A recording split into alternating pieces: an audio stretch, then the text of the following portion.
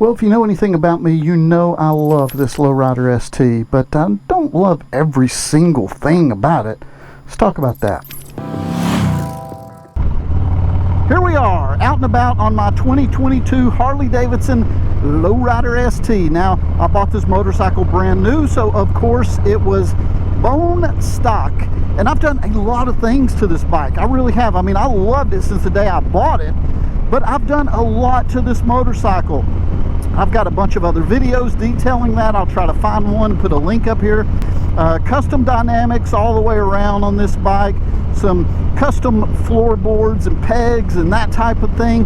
I've really just put a lot of time and energy and effort and money into making this motorcycle my own. And I absolutely love it. You know, I'm a big podcast guy. I love listening to podcasts, sometimes watching podcasts. Anyway, passes the time at work when I can listen to them. And I listen to Joe Rogan a lot, probably because I'm a big conspiracy guy. I love UFO stuff. Anyway, I watch Joe Rogan a lot. I like his stuff. But one of the things that you will hear him talk about, and he says this, is that human beings as a species, what we do, we innovate. We want to innovate. We want to make things better. We want to make things more efficient. We want to make things smoother and, streamline processes and technology, all these type of things. And I think he's absolutely right, because when it comes down to it, the same principle can be applied for how we view motorcycles. I mean, case in point, there's not many of us out there. I mean, let's just face it, there's not many motorcyclists out there who say, you know what, this motorcycle is great. I'm leaving it exactly the way it is. I'm not changing one single solitary thing. There's not many. I'm not saying there's not any. I'm saying there's not many.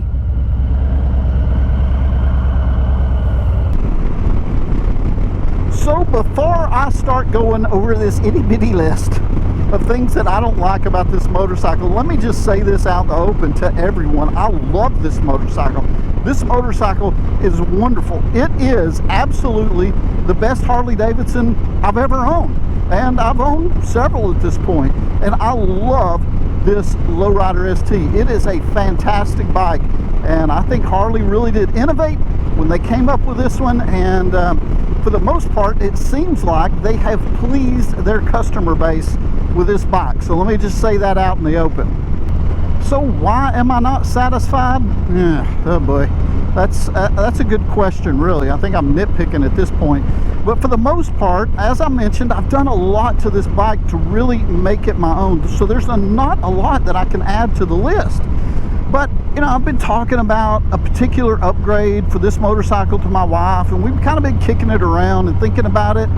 And I've come up with 4 or 5 different options that I am thinking about for this motorcycle. And here's the thing, I need y'all's help. I would love your opinion on this, just to see if I'm thinking about this clearly, if you guys have another option.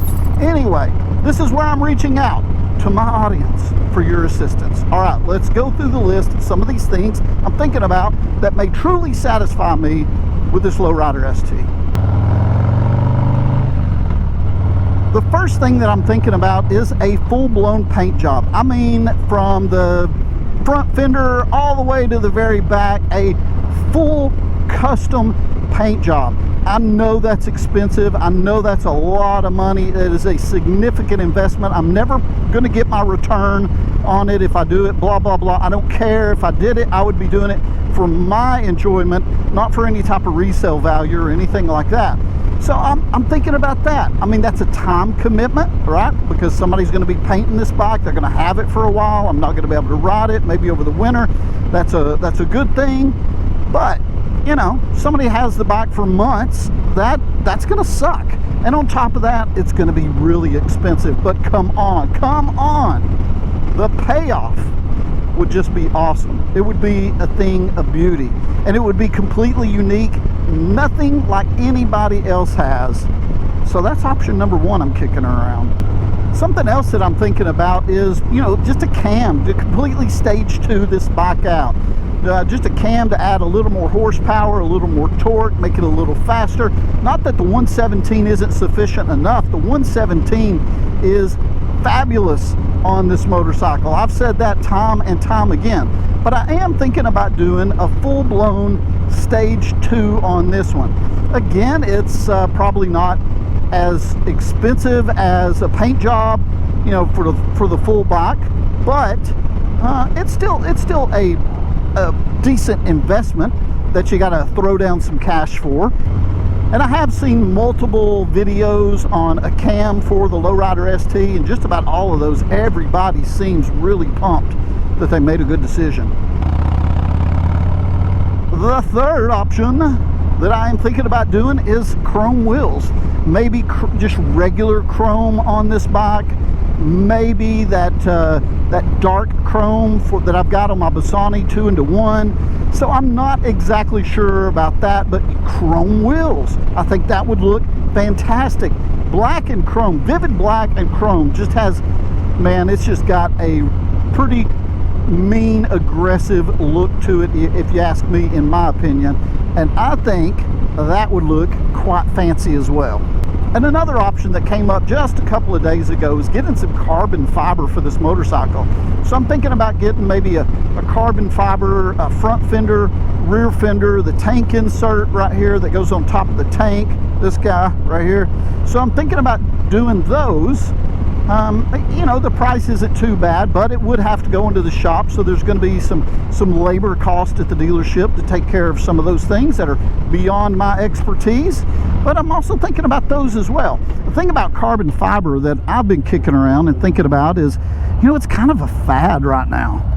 You know, I mean, it's nothing that, I mean, maybe it'll go long term, but that's the way motorcycles go. You know, fads come and go, and that's just the way it is. It's not a big deal. So when that carbon fiber fad is over and we're on to the next thing, am I going to be satisfied with it?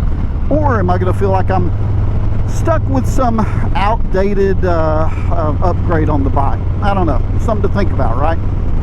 But I think there's two sides of the coin here. I think sometimes not being satisfied can be a bad thing because you seem ungrateful and unappreciative, and then sometimes not being satisfied can be such a big time motivation factor, you know, to accomplish new goals, to learn new things, to be more creative, whether it's at work or at home, whatever hobbies you have. Sometimes not being satisfied can drive you to greatness.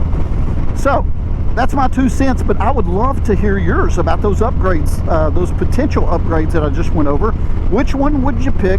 Which one do you like, and why? Let me know in the comments below. Well, thank you guys very much for your time. As always, I appreciate each and every one of you, and I'll catch you in the next one.